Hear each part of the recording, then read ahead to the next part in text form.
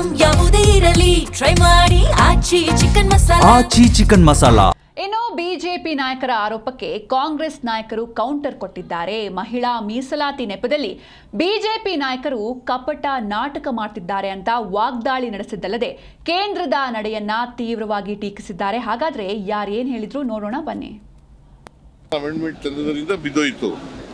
Constitution amendment ಒಂದೇ ಮಾಡಿದ್ರೆ, ಮಹಿಳಾ ಮೀಸಲಾತಿ ಒಂದೇ ಮಾಡಿದ್ರೆ, ಡಿಲಿಮಿಟೇಷನ್ ಮಾಡ್ದೇನೆ ಅದನ್ನ ಫಿಕ್ಸ್ ಮಾಡಿದ್ರು, ಅದರಿಂದ ಬಿದ್ದೋಯ್ತು.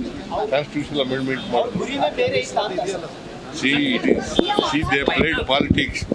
ಅವರು ರಾಜಕೀಯ ಮಾಡೋಕ್ಕೋಸ್ಕರ ಎರಡನ್ನೂ ಡಿಲಿಮಿಟೇಷನ್ನು ಮತ್ತೆ ಮಹಿಳಾ ಮೀಸಲಾತಿ ಎರಡನ್ನೂ ಒಟ್ಟಿಗೆ ತಗೊಬಂದಿದ್ರು. ನಾವು we are against only delimitation, we are not against women reservation. ಈ ಮಹಿಳಾ ಮೀಸಲಾತಿಯನ್ನು ಪ್ರಥಮವಾಗಿ ಈ ದೇಶದಲ್ಲಿ ತೆಗೆದುಕೊಂಡಿದ್ದು ಬಂದಿದ್ದೆ ಕಾಂಗ್ರೆಸ್ ಪಕ್ಷ. ಅದರಿಂದ ನಾವು ವಿರೋಧ ಮಾಡುವ ಪ್ರಶ್ನೆ ಇಲ್ಲ. ಆದರೆ ಪ್ರಸ್ತುತ ಸರ್ಕಾರ, ಕೇಂದ್ರ ಸರ್ಕಾರ ಏನು ಯಾವ ಫಾರಮ್ನಲ್ಲಿ ಅದನ್ನು ತಂದಿದೆ ಮತ್ತು ಜೊತೆಗೆ ಲೋಕಸಭೆಯ ಏನು ಸ್ಥಳಗಳಿದೆ, ಸೀಟ್ಗಳಿದೆ, ಸಂಖ್ಯೆ ಇದೆ, ಅದನ್ನು ಹೆಚ್ಚು ಮಾಡುವಂಥ ತೀರ್ಮಾನವನ್ನು ಕೂಡ ಈ ಒಂದು ಮಸೂದೆಯಲ್ಲಿ ಅಳವಡಿಸ್ಕೊಂಡು ತಂದಿದ್ದಾರೆ.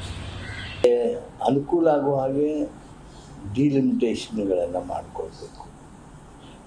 ಆ ಡಿಲಿಮಿಟೇಷನ್ ಕಾನೂನು ಹಾಗೆ ಬಂದರೆ ಅದನ್ನು ಒಪ್ಪಲಿಕ್ಕಿಲ್ಲ ವಿರೋಧ ಪಕ್ಷದವರು ಅಂಥೇಳಿ ಅದಕ್ಕೆ ಇದನ್ನು ಜಾಯಿಂಟಾಗಿ ತರುವಂಥ ಪ್ರಯತ್ನ ಮೋದಿಯವರು ಮಾಡೋದ್ರ ಮೂಲಕ ಒಂದು ತಮ್ಮ ಹೆಚ್ಚು ಬುದ್ಧಿವಂತಿಕೆಯಿಂದ ಜನರಿಗೆ ಪಾರ್ಲಿಮೆಂಟ್ಗೆ ಮೋಸ ಮಾಡುವಂಥ ಪ್ರಯತ್ನ ಮಾಡಿದರೆ, ಕುಟಿಲ ತಂತ್ರದಿಂದ ಅನಾಯಾಸವಾಗಿ ಅಧಿಕಾರವನ್ನು ಹಿಡಿಯಲು ಪ್ರಯತ್ನ ಮಾಡಿದಂತಹ RSS ಭಾರತೀಯ ಜನತಾ ಪಾರ್ಟಿಯವ್ರನ್ನ ಲೋಕಸಭೆಯಲ್ಲಿ ವಿಫಲ ಮಾಡಿ, ಅಂದರೆ ರಾಹುಲ್ ಗಾಂಧಿ ಅವರಿಗೆ ಅಭಿನಂದನೆ ಸಲ್ಲಿಸಬೇಕಾಗುತ್ತೆ. ಯಾಕಂದ್ರೆ ಈ ಕುಟಿಲ ತಂತ್ರವನ್ನ, ಇದು ದೊಡ್ಡ ಒಂದು ಚಕ್ರ ವ್ಯೂಹವನ್ನೇ ಭೇದಿಸಿ ರಾಷ್ಟ್ರದ ಗೆಲುವು ಮತ್ತು ಸ್ವತಂತ್ರ ಭಾರತದ ಸಂವಿಧಾನದ ಗೆಲುವು, ಅದನ್ನ ನಾವು ನಿನ್ನೆ ನೋಡಪ್ಪ ಒಂದು ಒಳ್ಳೆಯ